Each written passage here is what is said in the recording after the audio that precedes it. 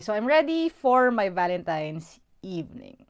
Yes, nakapambahay tayo, nakapantulog tayo kasi mag-Netflix tayo tonight with my best friend. And as titas, ganito natin i-spend ang Valentine's evening. And the great part about tonight is we have this box from Netflix because we attended their event, yung House of Love, where they launched yung mga offerings for Valentine's rom-com season. We have Your Place or Mine, a solid rom-com, and promise, kung kayo ay millennial and naabutan niyo yung chain wallet era at flat iron hair, 5 minutes into the movie na mahuhook ka na talaga and super solid. And we also get new seasons of You, and ang inaabangan ko talaga is Love is Blind. Sa House of Love event, meron ding booth about Dear David, and that's something you may also want to check out. Pero for now, tingnan natin kung ano laman ng box na ito. We have a coaster set. Sabi dito, hot chocolate is a hug in a mug. Do you agree? I do. Meron din siyang cute activity here you could do with a partner. Meron siyang red truth or dare sticks and black Netflix sticks. Ayun yung instructions sa likod. For the hot chocolate, sakto. Meron tayong mugs here.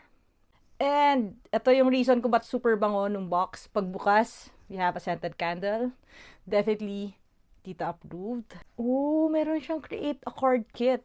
May envelopes dito and may cards. And then you could personalize it. It has stamp pads here. Wow.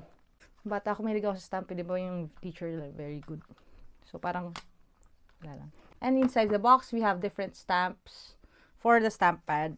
And pwede mo siyang gamitin sa pagde-decorate ng card. Oh! So thank you Netflix Philippines for having us over at na-enjoy ko talaga definitely yung House of Love experience.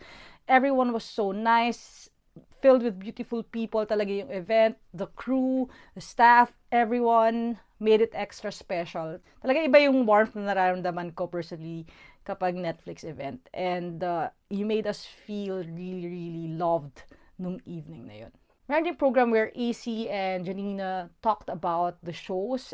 And very interactive yung mga booths na nandun, iba-ibang klaseng activities, and ang ganda ng mga setup, actually photo-worthy lahat siya. We even got a chance to meet and interact with other artists and creators from different Southeast Asian regions. Ang mental note ko lang talaga is to be a little more confident posing in front of the camera instead of like taking pictures of other people. Pero something siguro we'll learn along the way, especially this 2023. So I'm gonna take this box and happy Valentine's everyone. Ingatan ang inyong mga puso and I'll see you sa next ating video. So before we watch yung bagong season ng Love is Blind, dahil kasama kita sa Netflix House of Love, ano masasabi mo sa Your Place or Mine? It's a great rom-com story. And parang hindi pa rin nawawala yung spark ni Reese pag umaarte. Yun yung sa tingin ko.